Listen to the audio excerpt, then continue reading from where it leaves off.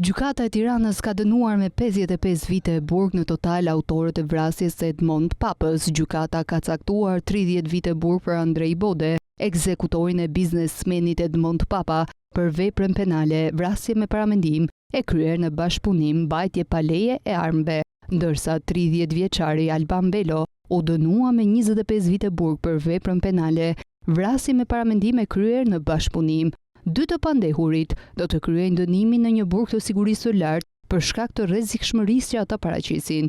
Edmond Papa u ekzekutua në 16 dhjetor të vitit 2022 në zonën e Selitës së Tiranës, në rrugën Fadil Bodinaku.